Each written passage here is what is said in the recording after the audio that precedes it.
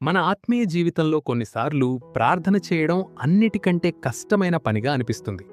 నేను చాలా బిజీగా ఉన్నాను, చాలా అలసిపోయాను, లేదా తర్వాత చేద్దాంలే అని మనం ప్రార్థనను వాయిదా వేస్తూ ఉంటాం.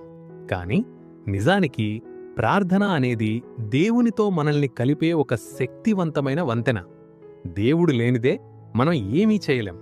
మరి ప్రార్థన చేయడానికి మనకు ఆసక్తి లేనప్పుడు ఆ అడ్డంకుల్ని ఎలా దాటాలి? ఈరోజు మనం 3 పాయింట్స్లో నేర్చుకుందాం. మొదటిది, అపవాది యొక్క కుతంత్రాలను గుర్తుంచు. ఎఫెసీయులకు 6:12 ప్రకారం మనం పోరాడుతున్నది మనుష్యులతో కాదు, ఆకాశమండలమందున్న దురాత్మల సమూహాలతో.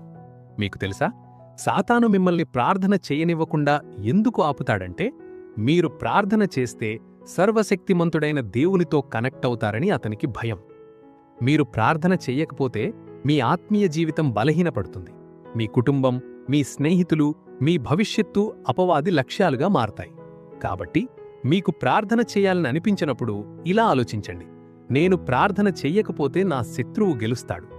మీ ఆత్మీయ కళ్ళు తెరిచి చూడండి, అక్కడొక యుద్ధం జరుగుతోంది.